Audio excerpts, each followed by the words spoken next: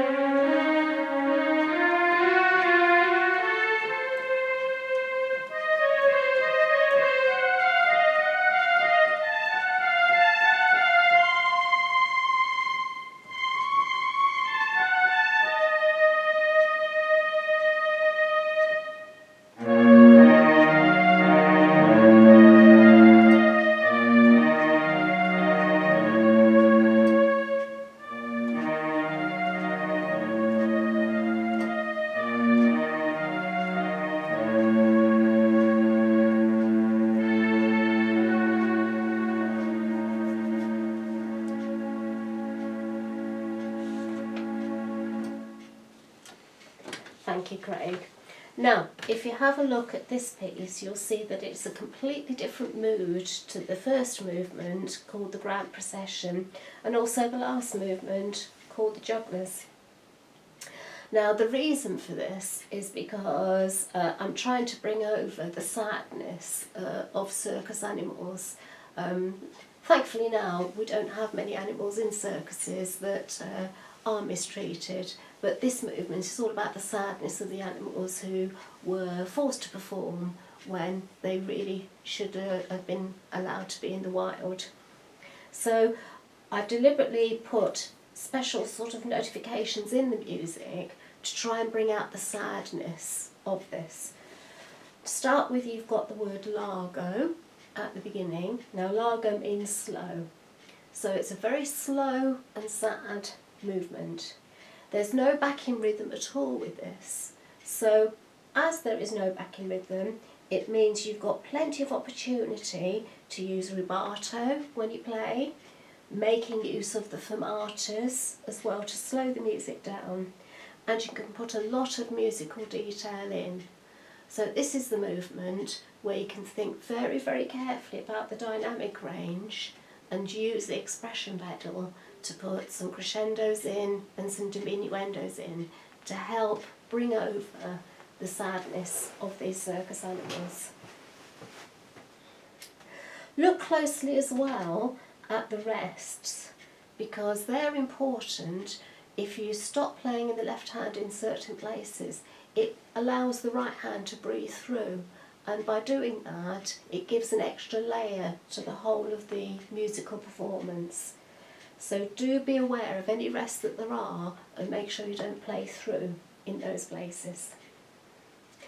Also look very, very closely at the end of the piece and you notice there's a RAL sign there. So the RAL means to slow down. So when you get to the end, just make sure you slow right down. Now a lot of people will misread the last note as well.